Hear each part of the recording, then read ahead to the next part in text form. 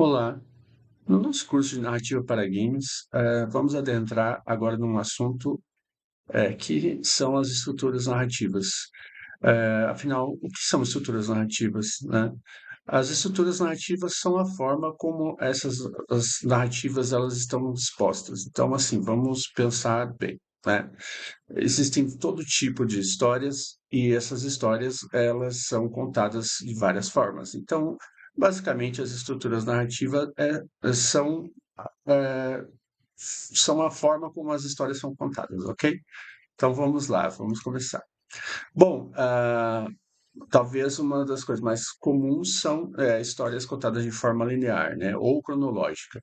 Então essa é uma estrutura que ela tem um início, meio e fim, e a história progride dentro desse início, meio e fim. Acho que é a mais comum. Outra estrutura que é o flashback, retrocesso, são aquelas histórias que começam no futuro e elas voltam ao passado para montar, né, compor uma espécie de um quebra-cabeça e acabar revelando algumas coisas sobre os personagens e sobre, enfim, sobre o contexto daquela história. Isso é bastante comum também, então você às vezes vê muito em animes e jogos assim que mostram o passado do personagem. Então, é bastante comum. Outra é o flash forward, que é ao contrário. Então, ao invés de mostrar o passado dos personagens, no flash forward ele vai mostrar elementos do futuro. Então, isso é bem legal também, porque às vezes você quer saber o que que aconteceu com o personagem, por que que o personagem está daquele jeito.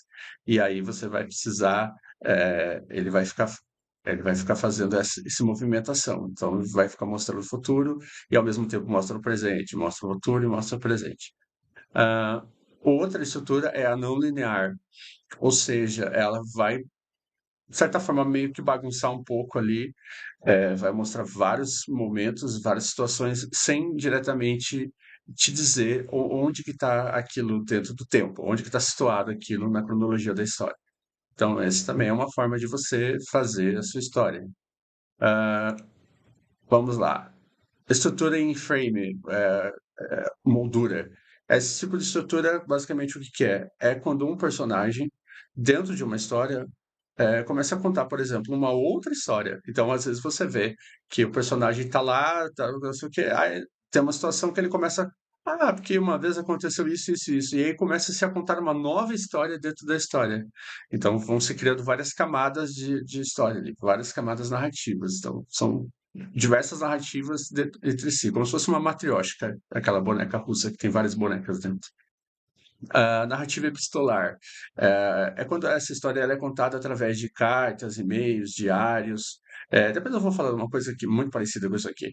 Então, por exemplo, assim, alguns jogos eles têm vários elementos que vão contando a história sem necessariamente ter um narrador ou ter alguém falando o tempo todo.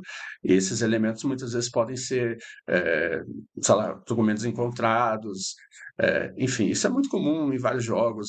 A franquia Resident Evil, bem lá no comecinho, tinha bastante disso. Vários jogos de terror usam disso. Então, vários jogos hoje, jogos mais modernos também tem disso. Que você vai encontrando peças, digamos assim, da história, de partes da história, para você poder construir essa história ao final. Outra forma outra narrativa, outra estrutura narrativa é a narrativa em múltiplos pontos de vista, ou seja, quando a história é contada pelos olhares de vários personagens. Isso faz com que ela fique uma narrativa mais rica, fique uma narrativa interessante. Então, às vezes, não é muito comum em jogos, mas às vezes a gente encontra um ou outro que tem esse tipo de narrativa. Tá? Outra estrutura narrativa também é a circular, que a história termina onde começou. Isso acho que é mais comum em filmes, mas é basicamente aquilo, que ela faz como se fosse um ciclo. Então você tem a impressão que os personagens eles estão presos naquilo, dentro daquele ciclo repetitivo, né? É como se fosse aquela história do cara que ele acorda e ele está vivendo o mesmo dia que ele viveu anteriormente. Então, é algo assim. Bom, e é isso por enquanto. Vamos falar de novas estruturas na nossa próxima aula.